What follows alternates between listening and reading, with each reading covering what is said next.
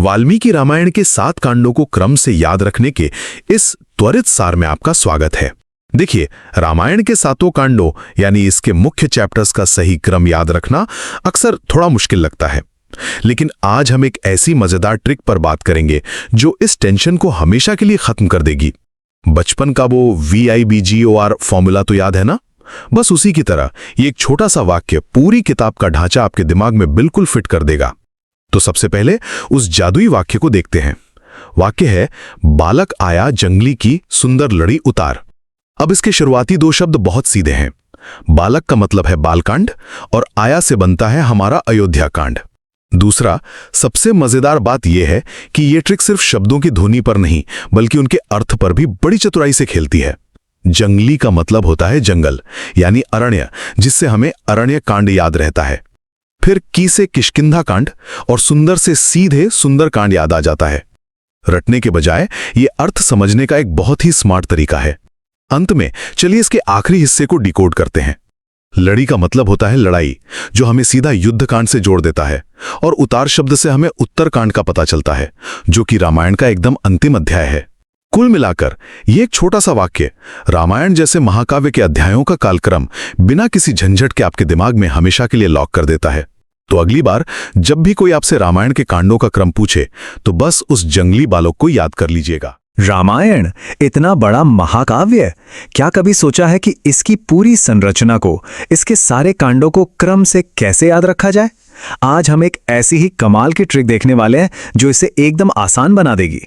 हाँ, तो वाल्मीकि रामायण एक बहुत ही विशाल ग्रंथ है ना? इसे 7 बड़े बड़े हिस्सों में बांटा गया है जिन्हें हम कांड कहते हैं, और कहानी का हर एक अहम मोड़, हर एक पड़ाव इन्हीं कांडों में छिपा है। लेकिन असली मुश्किल तो यहीं से शुरू होती है। इन 7 कांडों का सही क्रम क्या है? बालकांड पहले आता है या अरण्य कांड? और वो युद्ध कांड वो कहाँ था? ये सब याद रखना किसी के लिए भी थोड़ा मुश्किल हो सकता है।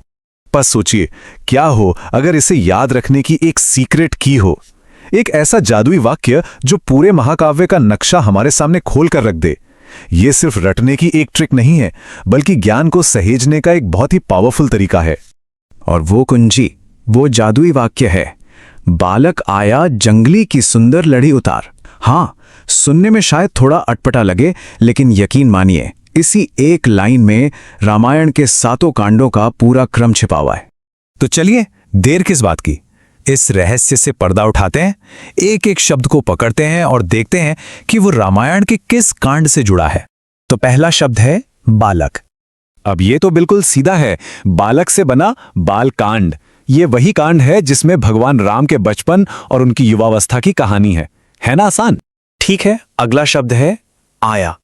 आया हमें सीधे ले जाता है अयोध्या कांड पर। जैसा नाम से ही पता चल रहा है, ये कांड अयोध्या की घटनाओं के बारे में है, राम के राज्याभिषेक की तैयारी और फिर उनका वनवास। इसके बाद आता है जंगली। अब यहां कनेक्शन बहुत दिलचस्प है। जंगली हमें याद दिलाता है अरण्य कांड की। क्यों? क्योंकि संस्कृत में अरण्य का मतलब ही होता है जंगल। ये वही कांड है जिसमें राम, सीता और लक्ष्मण अपने वनवास का समय बिताते हैं। वाक्य के ठीक बीच में है शब्द की। के से बनता है किष्किंधा कांड। ये वो जगह है जहां राम जी की मुलाकात हनुमान और सुग्रीव से होती है। देखिए, ये भी कितना आसानी से याद हो गया। और हमारा 5वां शब्द है सुंदर। और ये तो शायद सबसे आसान है। सुंदर से सीधा सीधा सुंदर कांड। ये पूरा कांड हनुमान जी की वीरता, उनकी लंका यात्रा और उनके पराक्रम को समर्पित है। चलिए, अब हम लगभग आखिर में पहुंच गए हैं। छठा शब्द है लड़ी। लड़ाई, यह शब्द सुनते ही क्या याद आता है? लड़ाई। और यहीं से जुड़ता है हमारा छठा कांड, युद्ध कांड। इसमें राम और रावण के बीच हुए उस महायुद्ध का वर्णन है। देखिए कितना सटीक कनेक्शन है। और आखिर में हमारे इस वाक्य का आखिरी शब्द उतार। यह हमें सीधे ले जाता है आखिरी यानी 7वें कांड पर, उत्तर कांड, जो इस महाकाव्य का एक तरह से उपसंहार है, मतलब कंक्लूजन, जिसमें युद्ध के बाद की घटनाएं बताई गई हैं। तो अब इन सबको एक साथ रखकर देखते हैं कि कैसे ये छोटी सी लाइन इतना बड़ा काम करती है।